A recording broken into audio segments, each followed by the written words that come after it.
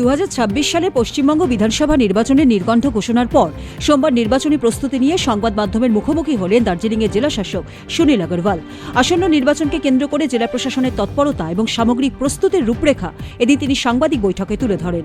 জেলা শাসক এদিন দার্জিলিং জেলার মোট ভোটার সংখ্যা, ভোট কেন্দ্রের তালিকা, নিরাপত্তা সংক্রান্ত পরিসংখ্যান বিস্তারিতভাবে জানান। তিনি স্পষ্ট করেন যে নির্বাচন কমিশন ঘোষিত 2 দফার ভোটে জেলা প্রশাসন সম্পূর্ণ সজাগ রয়েছে।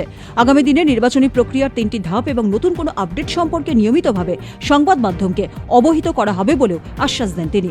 অবাধ এবং শান্তিপূর্ণ ভোটদান নিশ্চিত করাই প্রশাসনের মূল লক্ষ্য বলে জানান জেলা শাসক। कल से हमारा इलेक्शन डिक्लेयर हो गया, प्रेस नोट हो गया, तो इसके बाद में हमारा इलेक्शन मॉनिटरिंग सेल जो जितना भी है सब चालू हो गया, मीडिया सेल आप लोगों के साथ भी चालू हो गया है। সোনাক্ষী, মশলা কোথায়?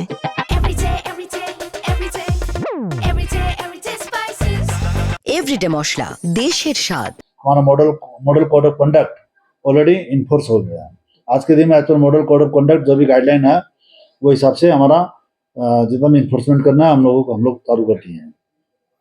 और कंप्लेंट मॉनिटरिंग भी हमारा 24/7 कंप्लेंट मॉनिटरिंग चालू हो गया। हमारा हेल्पलाइन भी चालू हो गया है 1950। एनीवन कहीं से भी हमारा 1950 में 24/7 टोल फ्री नंबर है, ये कंप्लेंट वगैरह कर सकते हैं। और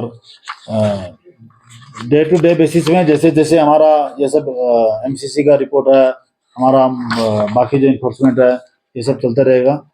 और इनका रिपोर्ट भी हम लोग आप लोगों के साथ में शेयर करते रहेंगे। हमारा एफएसटी टीम, नाका चेकिंग, एसएसटी, ये सब कल शाम से एक्टिवेट हो गया है।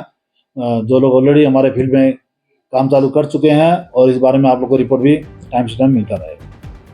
দার্জিলিং থেকে মৃণাল রানা রিপোর্ট, উত্তরবঙ্গ সংবাদ।